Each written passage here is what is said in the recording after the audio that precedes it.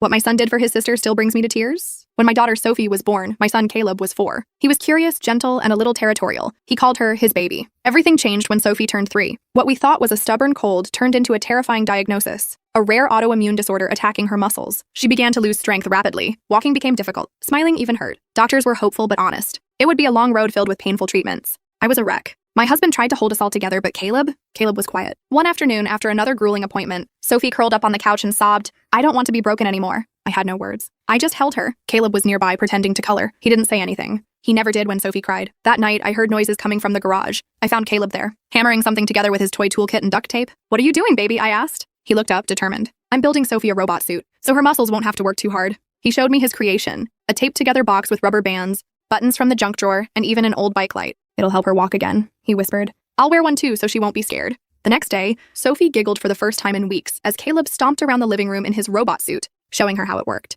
He even made her a little helmet from a salad bowl. That moment, her laughter, I hadn't heard it in so long I almost didn't recognize it. I turned away quickly so neither of them would see me cry. A few months into treatment, Sophie lost all energy. She wouldn't talk, wouldn't respond. One morning I found Caleb sitting beside her bed, gently brushing her hair with her favorite doll's tiny comb. "She likes feeling pretty," he said. Then he took out a necklace made of macaroni and shiny beads. "This is for brave girls. Only brave girls get to wear it." Sophie blinked at him. Then slowly she reached out and took it. I'll never forget what happened the night before one of Sophie's most painful procedures. She was trembling, refusing to go. Caleb disappeared for a few minutes. When he came back, he had his little backpack and a flashlight. "I'm coming too," he said. "You don't go into dark places alone." The nurse smiled and said, "Only patients allowed past this door, sweetie." Caleb nodded solemnly, handed the flashlight to Sophie and said, "Then take this. I've already charged it with Brave." 2 years later, Sophie is stronger, still recovering, still fighting. At her final therapy session, the therapist asked her what helped you the most. She looked at me, then pointed at Caleb and said, "He held the light."